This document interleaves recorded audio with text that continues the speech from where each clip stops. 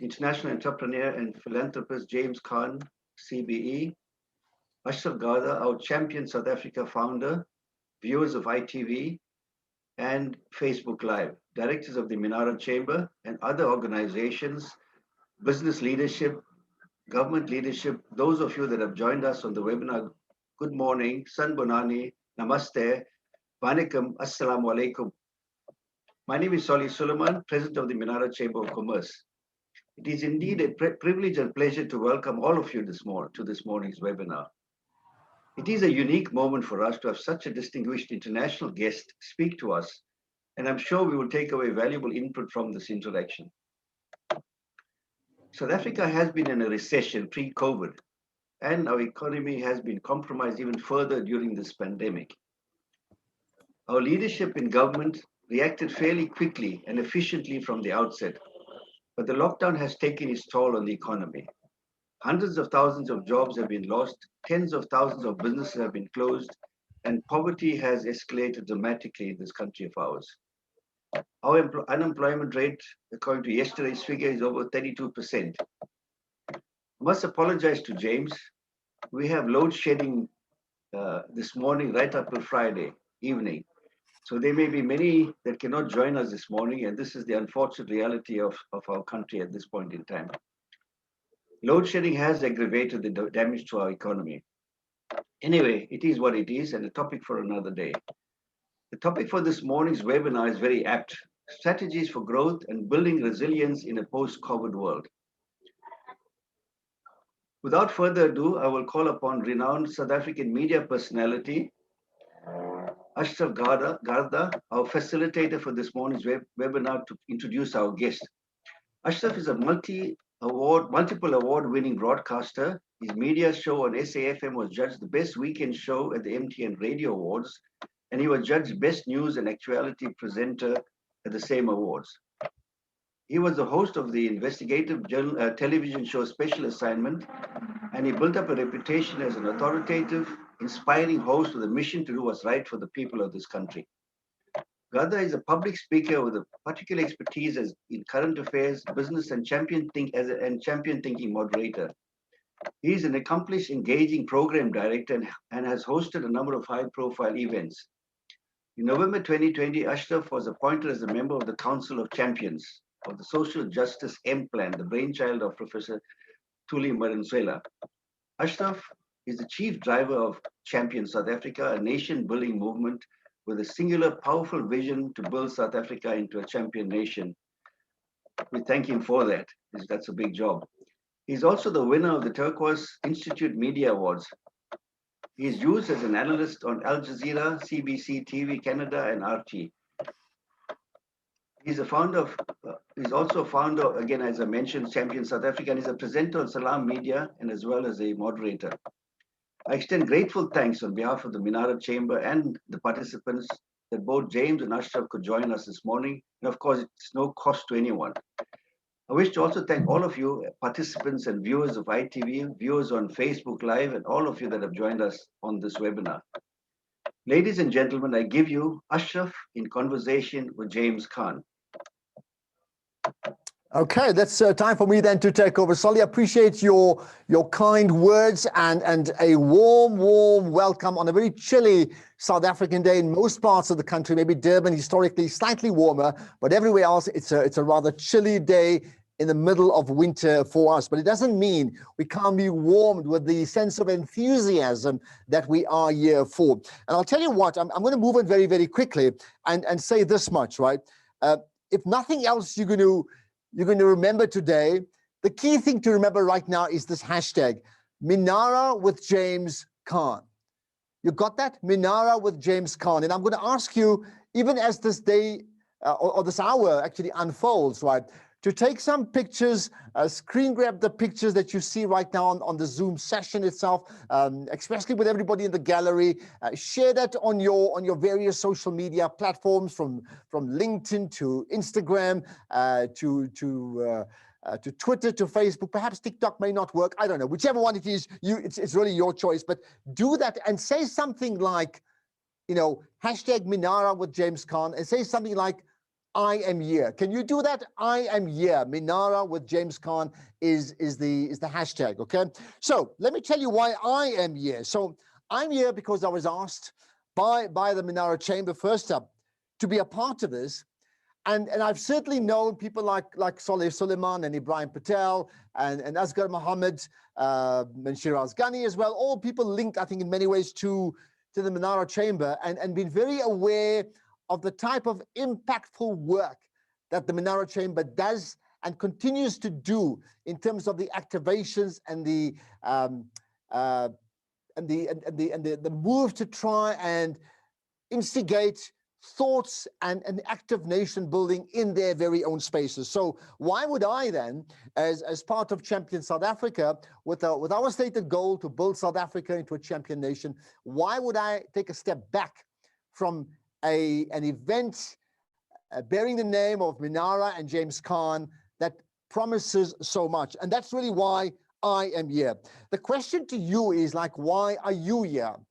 And it's something for you to think about. Why are you here? What is it? So what that it's for free? It's never for free. You are giving off your invaluable time and you've made a decision to be a part of this event. So I don't need to know the answers now, but perhaps you could. In fact, on the chat line, you could drop us a chat line, comment right away and say, that's why you are here. Give me your name, your email address, even your social media handles, and very importantly, tell us why you are here. I certainly would want to know.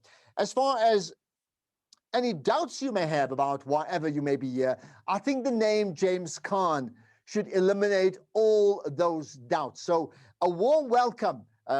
And this is strange because, you know, often we do this in a big auditorium and we'll try differently. But certainly, James, to you, understand in the UK, a warm welcome to you. And I'll give you the applause.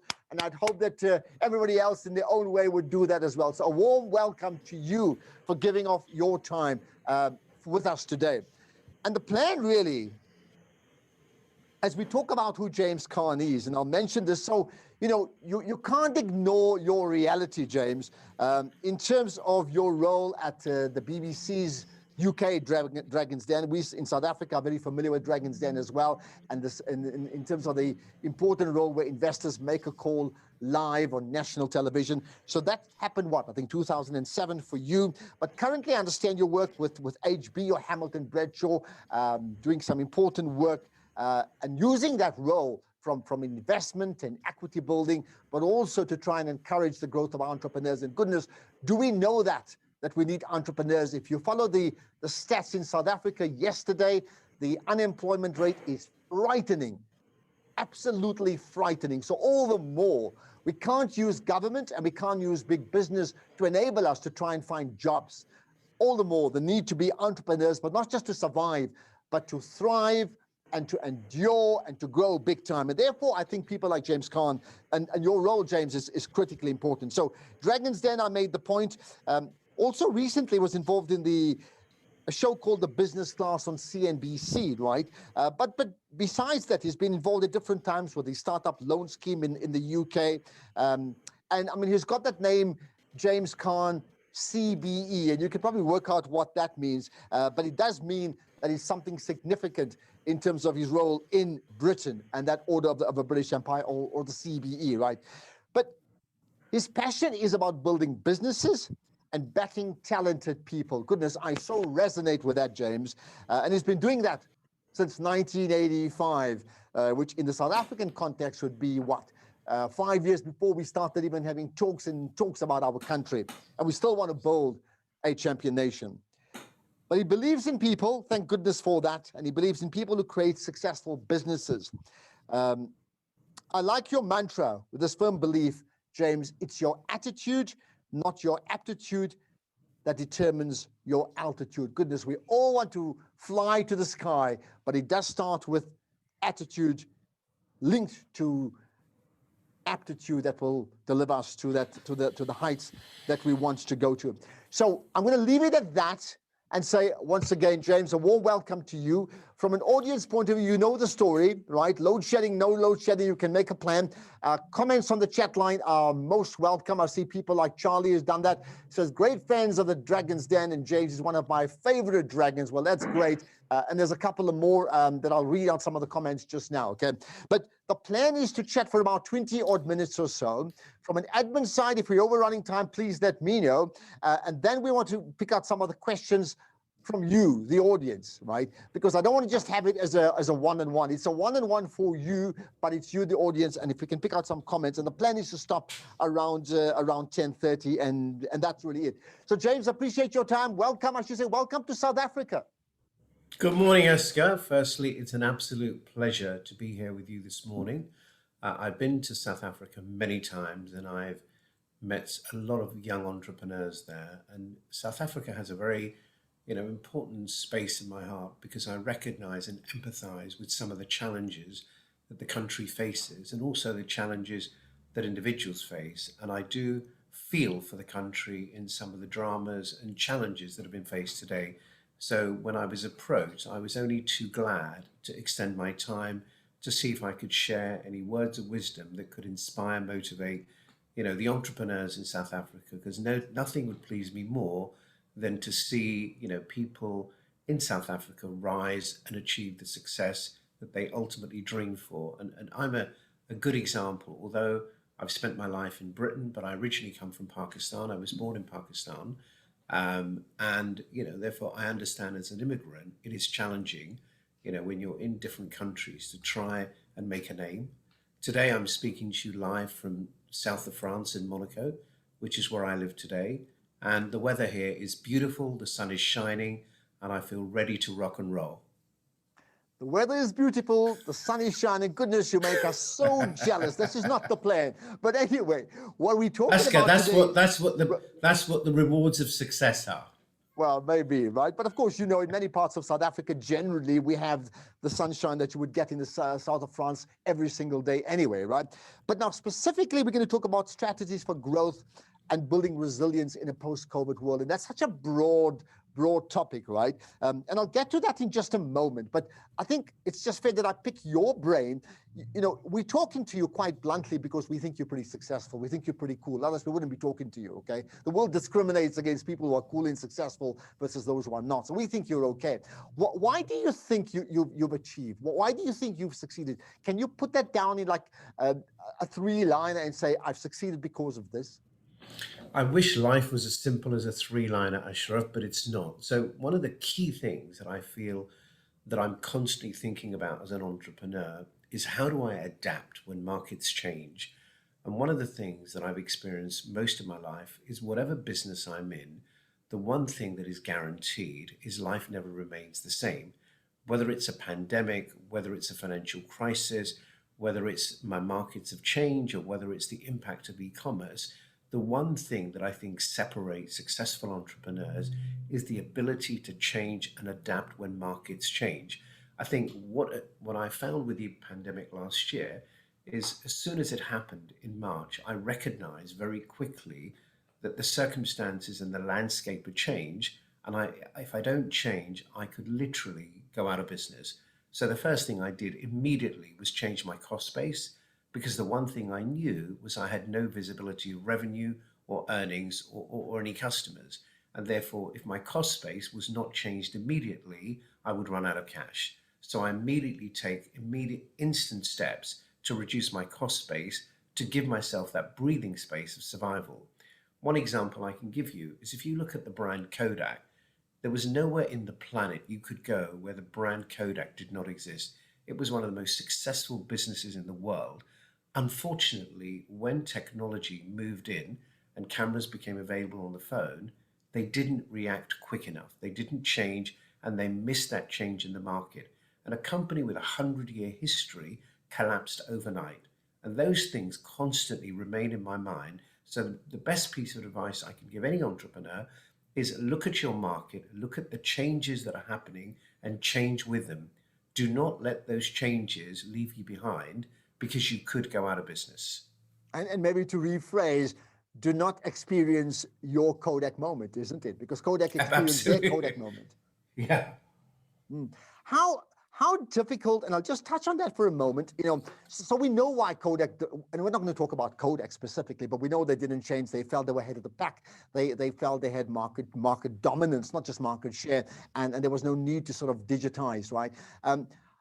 And I understand that there was a sense of not complacency, but complacency built on incredible power at that time, right? Now, we speak to people as in our audience today at different levels, some of them super successful, some of them startups, some of them, trying to pivot, right? How difficult is it to want to change when you are pretty successful? I'm just thinking, so I'm a big football fan, and you come from the UK, and you'd understand that Manchester City now are the preeminent force, although Chelsea won the European Champions League. And one of the things that came through, right, is how Manchester City, having knocked all the others off, and I'm using a business example here because that's what it is, decided that that's a model they will stick with. But in a cup final last week, they tweaked, by the way, and they lost for that, those that follow football, right? The point I want to make, without talking football here, is like, when you know you've got a winning formula, how difficult is it to resist the change? I mean, I think evidence shows it's incredibly difficult because people become, the more successful we become, the more complacent we become. And that is a general trend around the world. So I think, of course, it's difficult because you start believing in your own hype. But I'm a realist. I've been doing this a long time. And I recognize what are the consequences as not changing with the market. So I remember when I was in recruitment, I'd been very successful. The company was thriving. It was a world-class business. But all of a sudden, out of the blue, LinkedIn came onto the market and they transformed the way recruitment worked. The biggest asset that I had in my recruitment business was I had one of the largest database of any recruitment company in the world. But literally, a guy could set up the next morning from his bedroom and have a bigger database than mine free from LinkedIn. So I lost my competitive edge overnight, and I thought my business would disappear. But I had to change and change very quickly. So I think every business, doesn't matter how big or small you are, there will be changes that will come about in your market. Sometimes it's pricing, competition, e-commerce, something happens, and your prices are out of date. You cannot perform. It could be the way that you market your service. So look at what's happening globally around the world today. The high street is dying of death because people literally can shop, from their sofa using their smartphone. If you are not embracing that, you will go out of business. In Monaco, I've got a friend of mine who's a retailer. He has 2,000 stores in the UK, and he is literally on the verge of collapse because nobody is walking into his stores any day. So he's one of the biggest businesses in the country, but because of the impact of e-commerce, and he rightly says to me, James, I just missed it. I didn't think people would adapt so quickly. And he's been in business for 50 years. So I think it doesn't matter whether you're running, a car dealership, or a hairdressing salon, whatever you're doing as an entrepreneur, as a business person, you have to understand and watch what is happening with the market. What are your customers doing? And if you don't listen to your customers, if you don't follow that trend, you will find business will become very challenging. So one of the reasons people say to me, James, what on earth are you doing at the age of 60? You're still working 7 days a week. You're still pounding the phones. I'm doing it because every day is a different day. All of the experience that I've gained over the last 40 years is different today because the situations are different. So I think the key message for entrepreneurs is look at your market, look at your customers, look at your pricing, look at your competition, and understand what trends exist and how they're going to affect you and what are those consequences. So whatever it may be, the market is not the same today as it was a year ago, and what you were doing a year ago probably won't work today. And therefore, that principle of mentally adjusting yourself, I think, is the key thing that keeps me going day by day. But here's the question. In doing just that, right, I would think it would require somebody from within the business. So let me just title the person Chief Innovation Officer, but maybe there's a better title for that. Somebody in the business who, in fact, is second-guessing the CEO every single day, because the CEO or the coach is in charge when things are going right. And when things are going right, you, in fact, require someone to say, but, and that needs to be happening all the time. Do you concur? Yeah. So I think one of the things that I do is I manage 27 businesses, which is the size of the portfolio I have today. And every month I have management meetings with the senior management team. But one of the things that I developed last year is every management meeting I had, as well as having the SMT, I invited somebody from the ground floor into those senior management meetings because sometimes I think we get stuck in our ivory towers and we start listening to our own hype. And the guy who's on the ground, who's actually pounding the phone or walking the streets or talking to customers, we miss that edge. So one of the things that I do is always keep my ear close to the ground and not just rely on sophisticated board packs or board meetings with people in ivory towers. You've got to listen to what's happening on the ground, and regularly on a monthly basis I'd set aside half a day every month. I actually call my customers. I want to hear directly from the customers. So I think the secret of that recipe is don't lose sight of what's happening on the ground. So when you are in that kind of senior leadership team, it's not just about the SMT, because sometimes I think they miss what's happening on the ground. So that I found last year was incredibly useful, because sometimes the messages that I got from some of my junior people conflicted what I was hearing from the SMT. So I think that my key message there is keep your feet firmly on the ground and don't necessarily rely on the media or what people are telling you. Find out for yourself. Talk to your people on the ground, and most importantly, talk to your customers, because ultimately they're the ones who pay you. Absolutely. And talking about customers, in this case, my customer are the audience, right? And I'm very aware that we've had a string of people who've been putting comments. Ashraf, I can pick up Fraser Layub as well, Bode, Ujugbele as well, and Shamila. So that's the people that we're speaking to right now. And great that you're a part of it, right?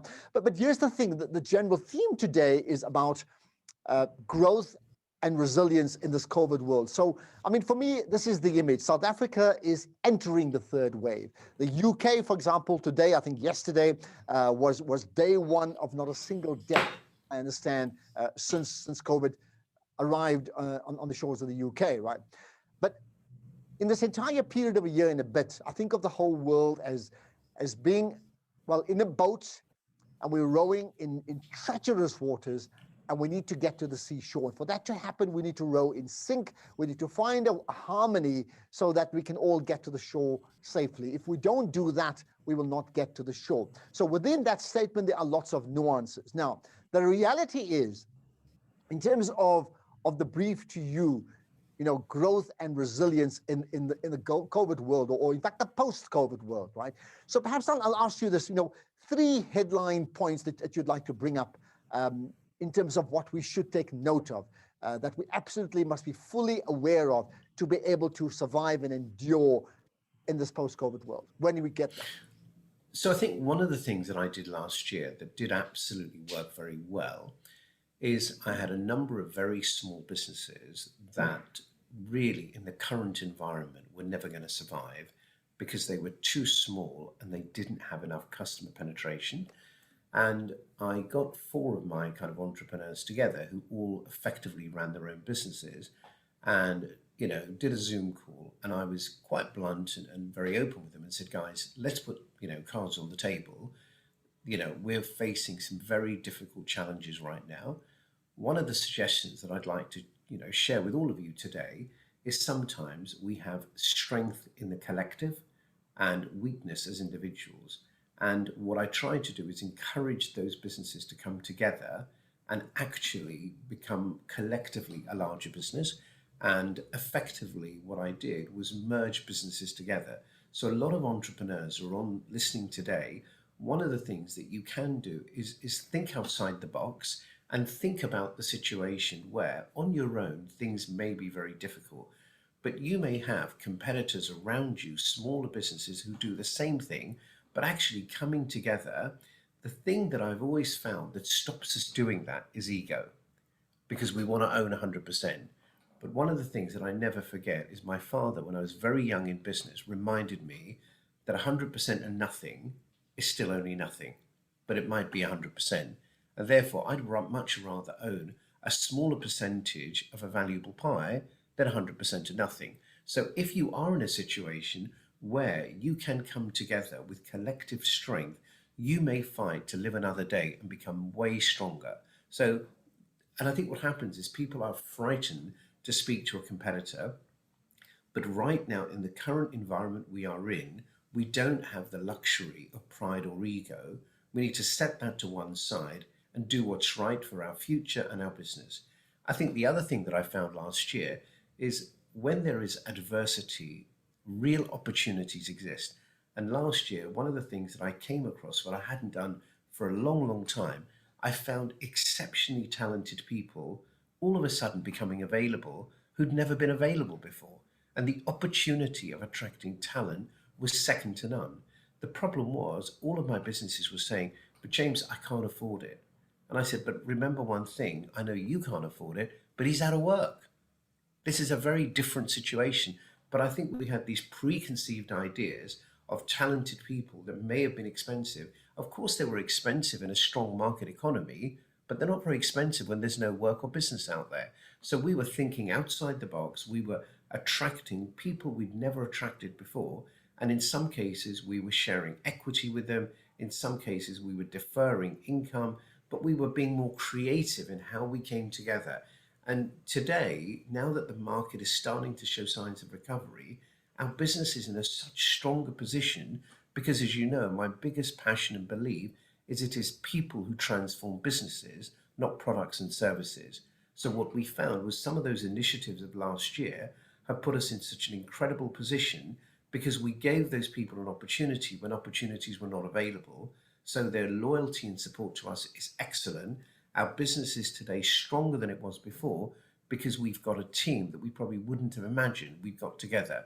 So I think the concept of looking at merging smaller businesses together and collective strength, looking at attracting talent when everybody else was looking the other way, but also embracing technology, recognizing that the new norm. So the biggest lesson that I learned from last year is historically and mentally, when we think of businesses, we can't help but think geographically because that's how we grew up in business. We service our local market. What the pandemic has taught us is barriers have come down. Access to customers is no longer geographically restricted because through e-commerce or Zoom or video conferencing, the entire market is available to us today. And therefore we can have an employee who doesn't have to live within commuting distance. He can literally live on the other side of the country.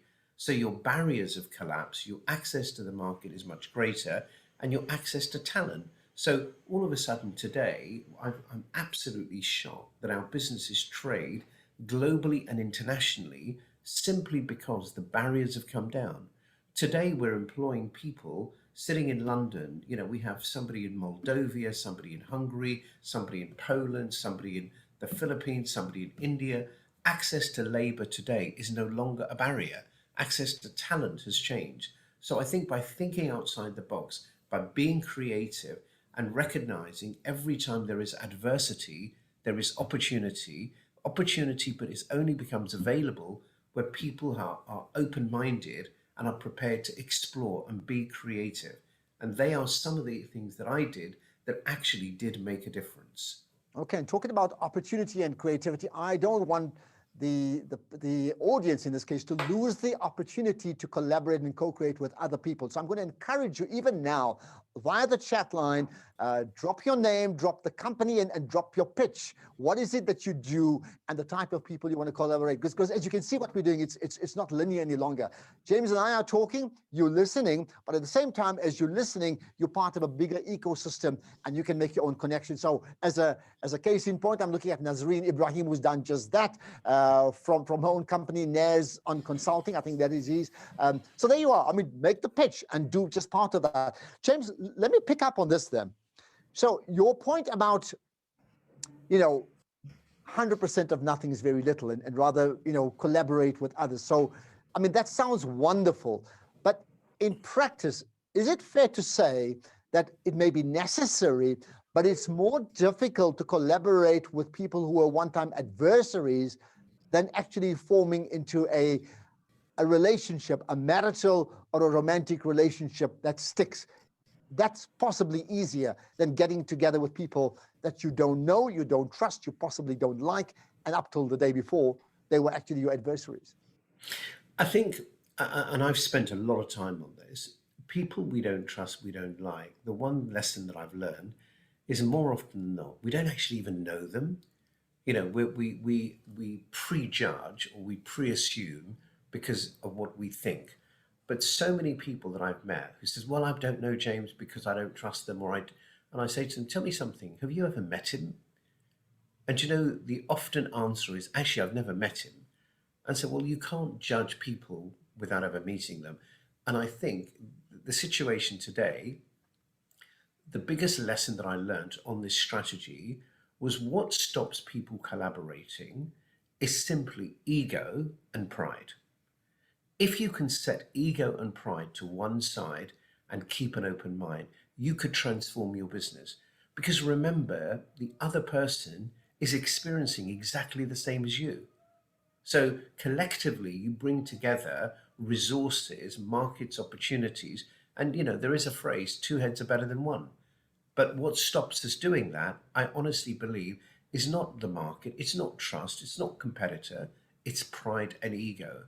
And if you can learn to set that aside, you know, take the initiative, pick up the phone, make the call, make the connection, and give people a chance and be creative because you may find it could transform what you're doing today.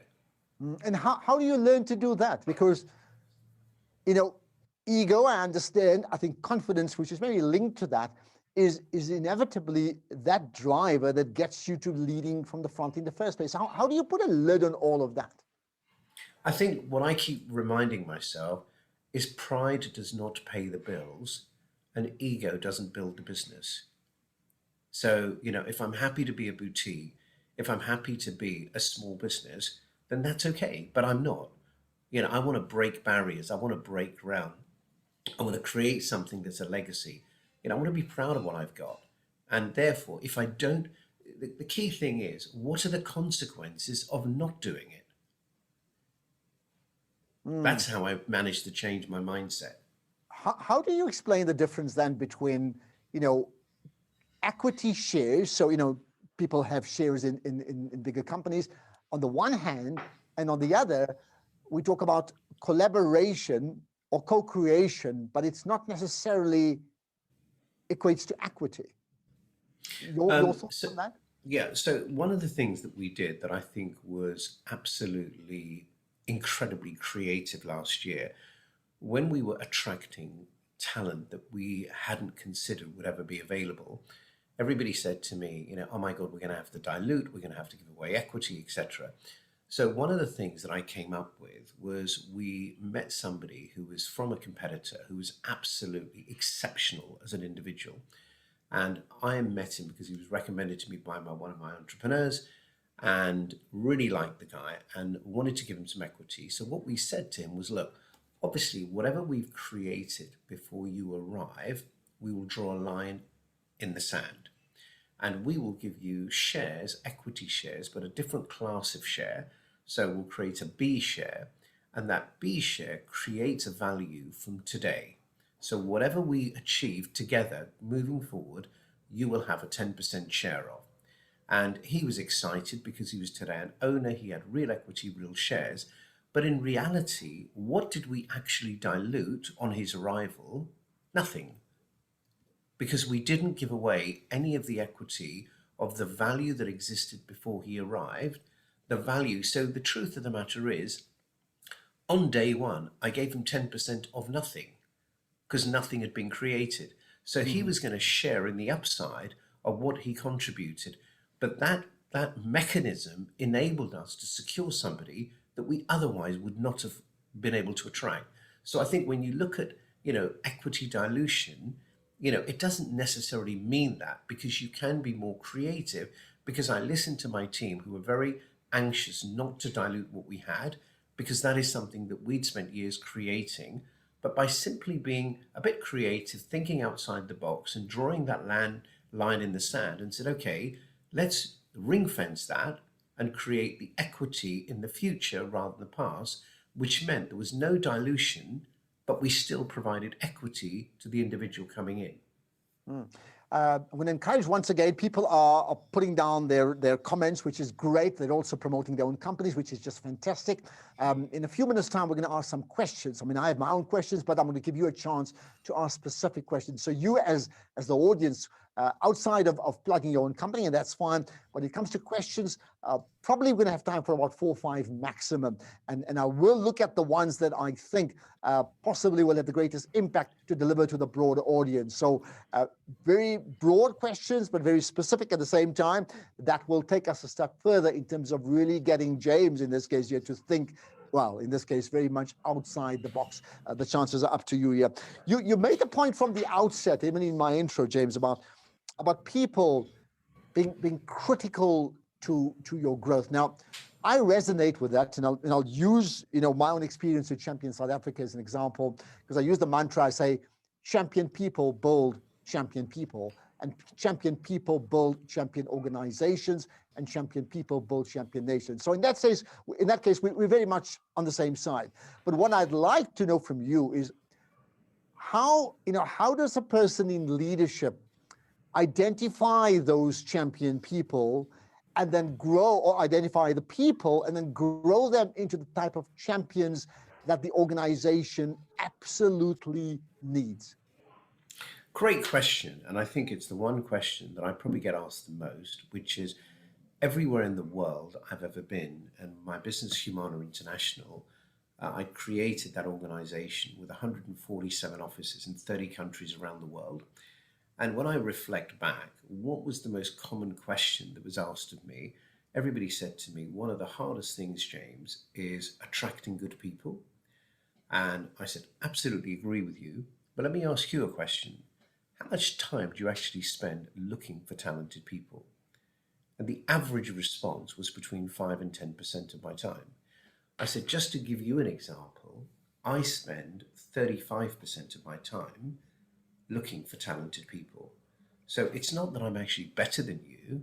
I just spend 7 times more effort than you do, because something that is so challenging and difficult is never going to be achieved with a minimal effort. And therefore, so literally to this day, 35 years ago, when I started my business, I realized this was really difficult to do. And I would set aside 2 mornings a week, where I'd start at 8, finish at 11, a session of 3 hours, where that 3 hours, all I did was network and identify people in my market. And I've been doing that for 35 years religiously, week in, week out, day in, day out, because it is the one thing that I think can transform my business by attracting the right talent. The only way you can achieve that is if you put the effort in to do that. And remember, when you're identifying talent, it isn't an activity that can exclusively be done Monday to Friday, because half the time is actually researching who those people are and identifying, and the other part is actually making that connection. And a lot of that can be done evenings, weekends, etc. And therefore, there really isn't any excuse of putting in more time and more effort to do that. But if you are doing that consistently, regularly, and you are looking for people, what I've learned in my career is you don't end up hiring the best of a bad bunch. You hire the champion you're looking for because you put that concerted effort in finding him. Interesting that you do that. And you use the word networking, and we think we know what the word networking means. And I'm not going to assume that I know everything. I'm going to put my ego down, as you've suggested early on. What is effective networking for you, besides the obvious swapping of cards and we never talk again? I mean, so I remember about 5, 6 years ago, I recognized that networking had now changed from us going to an event, and shaking people's hands or attending events or conferences, etc. Social media became the new norm. And my children said to me, but James, you're too old, to embrace social media because it's a very young person's game. And, I ignored it for ages because, Facebook and LinkedIn, etc. were not really my thing. But then I realized that the world was evolving and that the social media was literally transforming lives. And I picked one platform because you can't be an expert on all of them. And I chose LinkedIn because I thought LinkedIn is the one that really is a membership or an ecosystem of professional people. And these are the kind of people that I will engage with in my career. And I started understanding LinkedIn. I studied what it does, how it works, what its functionality, and how do you drive traffic. And really, you have to think outside the box in terms of content. Initially, I struggled to attract any followers because it's such a crowded market. There are millions of people generating content. But through trial and error, by bringing in different people, by identifying different people with different skills, who had creative, who were writing, thinking outside the box, I found the formula of the content that started to work. And the content that was important is what I represented. So you can't you can't create or generate content across the board. It has to be specific. It has to be something that people identify with you. And by the end of the first 6 months, I managed to get 10,000 followers. Then I started to really refine and fine tune that content and got to 50,000. 50,000 became 100,000. And then I started to become a bit competitive because I saw how many followers other people had. And my kind of aspiration was to have more followers than the Prime Minister of England. And at the time, he had 900,000. And very quickly, I exceeded him and got to 1,000,001. Then I reached out to Barack Obama, saw what does he have? And Barack Obama has an entire social media team and had 1.7 million followers. I then exceeded him to 2.2 million. And today I'm the 7th most followed person in the world on LinkedIn with 3.5 million active followers. But that didn't happen overnight. Was it a walk in the park? Did I make mistakes? Absolutely. But I was relentless in my focus and determination in converting what I do into a brand. And it can be done. It's not just because I was on Dragon's Den, because it doesn't matter who you are. Even I can create a post tomorrow. If the post is flat, I'll still only get 800 followers or 800 views. Your personality does not guarantee you that success. It is the quality of the content you produce that actually transforms what you do.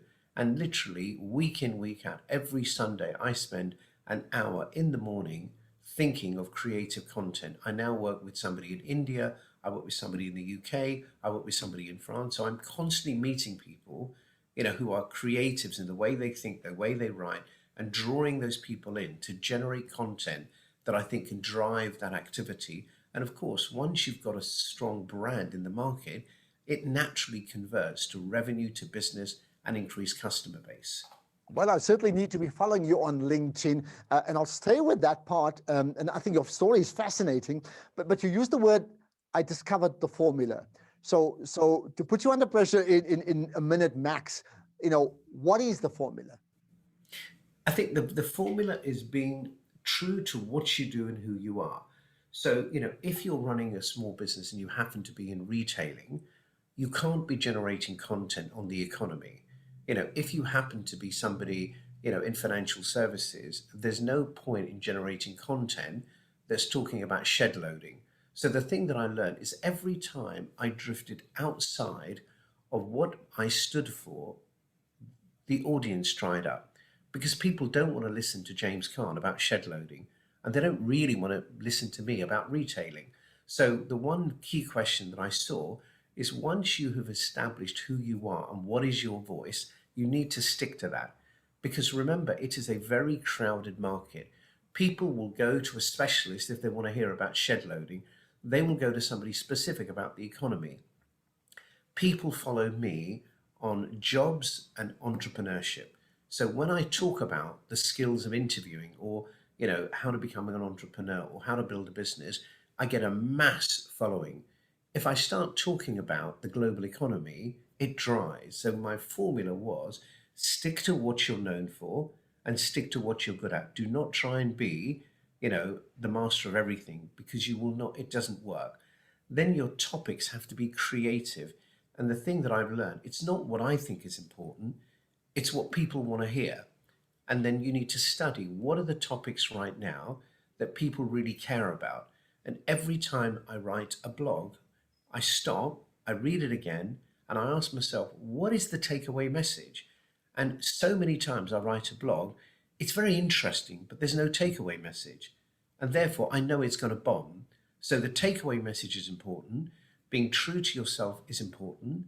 Stick to content that is relevant and specific, in what you are and who you are, and write about something that people care about. Okay, and in a one-liner again, your voice is what? I mean, you're alluding to it, but My I just want to voice, get I it on think, the is record. Your voice is what? yeah. I think my voice is entrepreneurship. That Okay, is what got I'm that. recognized for, and that is what I write about. Okay. I've asked people to put some questions. Many people are more complimentary than questions, and that's fine because it just gives me a few more minutes because we probably will end around 25 past. Shamila Ramjawan saying great advice. Faisal Ayub commenting as well. Bokanga Molefi saying, James, you're such a good speaker and inspiring leader. Zahida Danka also commenting. There's a whole lot of different people. Angela Broom saying, I loved watching you on Dragons Den. So great that you've done that, Angela. Let's talk about the realities that people are facing. So in South Africa, as in many other parts of the world, there's been a massive downturn in the economy propelled by what has happened around COVID-19. What we have is less of a social safety net than other countries of the world. We are struggling, absolutely struggling. Now, many of the people I think watching us now represent small business or business startups, and they're not big business, but they're certainly part of their very own C-suite. What they are doing, however, is we're all battling with revenues, leaving aside profits, we're just battling to stay afloat, okay? How do we compare, our model to stay afloat and thrive versus a high street model that many others may allude to or aspire to, but they're nowhere near that? I mean, all I can say is when I started my business, it wasn't an empire. There was me, the telephone, the yellow pages, and a desk, and I was an immigrant in a different country, and it wasn't very easy. So I think adversity we all experience from time to time, but I fundamentally believe that it is your drive, your determination, and your commitment. The pandemic, is an obstacle. The financial crisis was an obstacle. Shed loading is an obstacle. If we are looking for problems, there are thousands of them. The question is, do we want to consume our mind with what we can't do, or do we want to focus our mind on what we can do? And, when we started this seminar, you translated the fundamental principles of what I believe in, which is it is your attitude, not your aptitude, that determines your altitude. It's the way you think and it's the way you behave that drives success.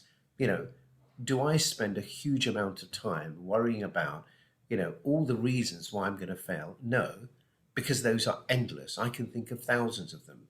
What I try to do is focus my time on what I can do and where I can be successful. So right now, I honestly think the answer to your question is about mindset. It's making sure that you have the right mindset that enables you to succeed. Because sometimes we do become our own worst enemies. Well, we can say so much. We've got 5 more minutes to talk. But I want to pick up, therefore, on the attitude that you speak about, okay? So I call it champion thinking or a champion mindset. But there are people, even though they've already done what many other people have not done, which means that they switched on to this session. There are many others who are not switched on to this session, and they'll watch it later on. So they want to succeed, but they don't have the attitude. So what's your go-to to a person who actually does not have the right attitude to try and develop that? Because I don't think you can just switch on like a light bulb, can you? I mean, I suppose the question is, are you somebody who believes the glass is half full? Or are you somebody who believes the glass is half empty? And what is draining you? What is dragging you down? What is stopping you? And I think it's really that self-evaluation that says, what is holding me back? What is stopping me doing what I want to do? And I think you need self-reflection to understand, what do you need that will drive you? Only you know the answer to that question. You're not going to get it from anybody else. And for me, it's a constant reminder that to remain focused, to remain positive, is to focus on the things that you can do and you can do well. And if there are things that I can't do, I need to reach out to somebody who can help me. And it's again, I go back to, in this environment, the best advice I can give you is put that emotion and ego to one side, share knowledge, reach out to people who can help, reach out to people who can answer questions that you're struggling with, because people will, just like you reached out to me. I'm sitting in Monaco, you simply, somebody contacted me, but having the confidence, the determination, the belief that I will pick up the phone and respond, made it happen. It didn't just happen by itself. Somebody made this webinar happen. So what I'm saying is, just like you guys reach out to me and I became available and wanted to help, there are people, everyone listening to this webinar today, there is somebody that you can reach out to that could make a difference to you. But the thing is, you're not picking up the phone and you're not making the connection. And that's how people do well. And they're waiting for others. There's some great questions, and I'll say this much. I've probably got time for 3 questions. Then we're going to have to wrap up. So I'm going to encourage others, where your questions don't get asked. In fact, post it on the various social media groups with Minara. You can tag me, Ashraf Garda. You can tag James Caan on Twitter. But use the hashtag Minara with James Caan. And as you've heard, you can certainly also post the questions directly on LinkedIn, right? And hopefully we'll get those answered, because I think it's an important point that we can do. But here's the thing, and I think Ibrahim Patel, who's very linked to Minara, brought up this point about, working from home. So we know the environment has changed dramatically, and without spending too much time on why it changed, the reality is it has changed. Okay, so going forward, keeping in mind the restraints and the constraints of this terrain, but on the other hand, the liberating fact that we can speak to you in Monaco and the south of France that we could never ever have done before. What's your advice for people who are battling with their different businesses to try and find a new way to be completely relevant, besides saying, out of the box? What should they be doing, considering their own space has dramatically changed? I mean, so I, like everybody, have been forced to work from home because of the pandemic, because of travel restrictions, et cetera, et cetera, et cetera. So, I've been working from home, and in the beginning, it was a bit of a novelty, and we all convinced ourselves, isn't it fantastic? We spend more time with our families, and working from home is great. But to be honest, after 3 months, the novelty wore off, and it became a bit soul destroying. Waking up every morning and spending 10 hours a day staring at a screen actually, for me, lost the excitement. The one thing that I do that actually does help me a bit is 3 times a day, I take a 20-minute walk. So in my diary, I actually put in 20-minute break, and I don't just take a break or make a tea. I actually physically go out and go for a walk. Because I think we as human beings have grown up interacting with others. We're not people who I think necessarily work at our best when we're literally in isolation the whole time. So what I find is when I go for a walk, I see people, I take a breath of fresh air. It allows my mind to refocus. So generally I start work at 8 in the morning. By 11:30 to 12 o'clock, I'll take a break. I'll work probably till 1:30, then I'll have lunch. Then I'll take a break again at 3, but I need to get fresh air. I need to get out of that room. I need to get off that screen. I need to reflect and time to rethink, because this new environment that we're in is not what we were conditioned to. And yes, I accept our productivity is very good, but also I think we need to keep our brain active. So I think taking those regular breaks, not just, going to the kitchen and making a coffee, go out of the room, take a walk, get some fresh air, see people outside, interact, then come back, and you will find you are much more dynamic. You're much more refreshed when you come back to that screen. I get it. I get it that you are as deliberate as you say, as you've just explained. That means it's not go with the flow, right? It's very deliberate, very thought out in terms of even your leisure time, and it's a point well made. So I was going to talk about this, but I'll pick up on what Zakira Ali is saying. She says not all businesses can successfully play in the e-commerce space. And just picking up on that broad point, okay, and probably the last question I can ask you here. So e-commerce, so existing business pivots to e-commerce, or existing business that resists pivoting to e-commerce because everybody else is doing it, they still need to find a unique way to survive. What if they were operating outside of the e-commerce space? What advice would you give them? And firstly, I would agree that not everything translates to technology. There are a number of businesses that I've looked at where my entrepreneur said, James, we need to go e-commerce. And the truth is, in that particular segment of the market, it's not appropriate. So yes, I think e-commerce we need to understand, but I'm not sure it's that kind of one size fits all approach that will work. I think sometimes, in some cases, that traditional model is still the best model available.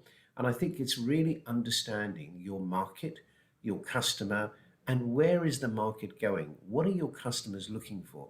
What is driving that customer? Is it product? Is it service? Or is it price?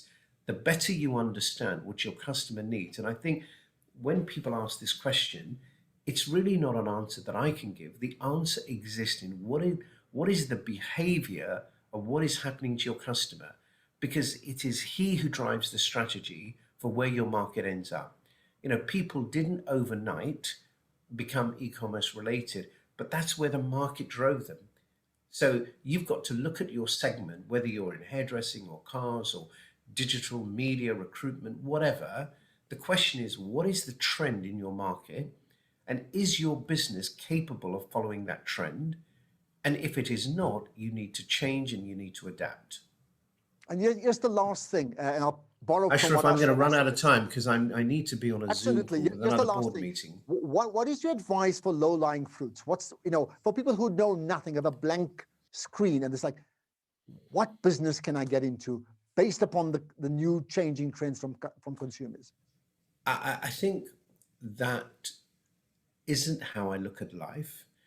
We shouldn't chase businesses in that way. I don't necessarily believe that I can say to you, go into technology or go into recruitment. Businesses were never built that way. Businesses were never created that way. When you start a business, we go back to the start of this webinar, business is about people. Business is about your attitude. Business is about who you are. What I said earlier on is people transform businesses. So I don't necessarily think the answer is you should go into sector A. I think you have to look at yourself and say, what am I capable of doing? What are my key strengths? What do I bring to the table? And I think it is you who has to look at yourself and say, what am I good at? There's no point me giving you a recommendation of a sector that has no relevance to who you are. So I think success comes from you. It's understanding where you will be the most successful, taking your strengths, your characteristics into consideration, and finding a business that fits who you are, because that's where I think success lies. Well, I certainly love that. I think, who am I? What am I? What am I good at? What is it that gives me the best opportunity to succeed? I mean, those are key words from James Caan, and it resonates with what I always say: champion people build champion nations. So the bottom line to you as the audience is, what is it that will set me on a path to becoming a champion? What are the skills inherently that I have? James Caan, you're very much a champion. That's why we speak to you. And champions do have deadlines, and your time is up. I know that. But wonderful that you've shared your knowledge with us. And the great thing about it, it's not just 150, 200 people watching us today. We will amplify this throughout the length and breadth of the world. You can be assured of that. Thank you for your time. Thank you, Asgar. Just on a final note, a lot of what I've shared with you today, you can get access to my book, which is Start Your Business in 7 Days. And I would love to make that book free available to all of the people listening to this webinar today. If you go onto my website, jamescaan.com, you can access the book free of charge, download it at your leisure, both audio and written format. And a lot of the points that we've raised today, are available in that book. I wish you well. I wish you a happy and healthful career. And thank you for joining us today. Take care and God bless. Absolutely perfect. There we are. Thank you, James Caan. So maybe my last word, wonderful to be here, but Asgar Mahomed, the Deputy President of Minara, has got some important things to say to you. So let's get to, let's get to him first. Asgar, go ahead. This has been an exciting webinar that has given us great insight and a deeper understanding of the challenges that we as businesses face and the strategies that we adopt to survive in this ever-changing world. On behalf of the Minara Chamber of Commerce, we express our immense thanks and appreciation to James Caan for sharing his experiences, expertise, and providing us with such critical and international insight. When we initially discussed the idea of this webinar with James, he accepted without any hesitation when he heard that this webinar was to assist the development of businesses in South Africa. Thank you, Ashraf Garda, for wonderfully steering and guiding the conversation You exemplify the title Champion South Africa, and we appreciate your input and most valued contribution. Our thanks to our Baraka Bank for providing the Zoom link and technical backup, which this webinar would not have been possible. Thank you to all our media partners, including ITV, for broadcasting this webinar live, as well as the Lodium Sun for continuously forwarding out our webinar events messages. Most importantly, thank you to all our participants who joined us from across the country and even surrounding countries, either via the Zoom link or on our Facebook live feed. We are confident that you have found benefit in the webinar and James's discussion. Let us continue to grow our businesses, give back to society so that we may all prosper as a nation. Please be safe, be vigilant, and continue to observe all COVID protocols. Thank you, Ashraf. Thank you, Asgar. And maybe just a final point, picking up on that. So many people have posted comments, which is fantastic. Many people have promoted themselves, which I think is the essence of what we are all about, and continue doing that, right? But I think from an organization point of view, some of the questions may be put to James Caan directly if we can. Others, I think, will be shared through the Minara Chambers itself, and that's good. But from an audience point of view, please continue sharing this on social media, because we want to amplify this. So if you hopefully have taken some pictures of the event, use that hashtag Minara with James Caan, and then tag James Caan. You can tag me, tag all the other guys, tag Minara specifically, and then let's make the point of connecting with each other. So we spoke about networking and some sort of high-level networking. I call it, making champion connections. So I'm going to suggest and advise even all of you. You may be part of communities of reference already, but go out onto LinkedIn, go to Twitter, go to Instagram, go to wherever, because James Caan's on all of those places, by the way, and you can find him there. But not just him, find us there. Let's make a point of following each other. I'm going to do that, I promise you. I'm going to pick up all those names there, like Zaid Osman and Zakia Ali and Nazreen, I know, Nabil Omar. I'm going to find those people, and I'm going to try and follow each and every one of you. So let's do that for each other, because that would be the type of champion connection we need to make so that we can be champions in our own space. So the last thing, Solly, I'm not too sure whether you want to say anything else, but from my side, an absolute privilege to be a part of this. And the challenge for all of us as we end up now is this: what is it that we have learned that we can take back to our homes, to our businesses, that we can apply, and we can apply with the type of vigor that is needed, and that we've seen people who have succeeded all around the world have done, to the point that one day, and this is a challenge to all of you, one day, why can we not say, instead of Minara with James Caan, with respect, what about Minara with, and you can fill in your names? That's the challenge. You want that to happen? Well, you know what you have to do. Solly, up to you. Jazakallah. Thank you, Ashraf, and thank the audience for joining us today. I mean, brilliant. I would request the audience to give us suggestions of other speakers. We'd like to do this on a regular basis. We need, I mean, it's a global village at the moment, so we need to get more information, and, have access to more speakers. We need to make a difference, and I think we need to support Ashraf on his champion for South Africa. I think that's a brilliant opportunity for us, and we need to kind of lock in and follow that process. And I'm sure Ashraf will be part and parcel of any future initiatives. But it's been fantastic. I mean, I really enjoyed it. I don't normally, sit through these webinars, but I really think it was a brilliant speaker. Thank you to Ibrahim and Asgar for identifying him. But we need to have many more speakers of this nature, and we need to make a difference across the country. And if we don't make a difference, we're going to be in trouble in this country. Thank you, Ashraf. Thank you, everyone. From my side, Jazakallah. Assalamu alaikum wa rahmatullahi wa barakatuh. Perfect. Thank you. Okay.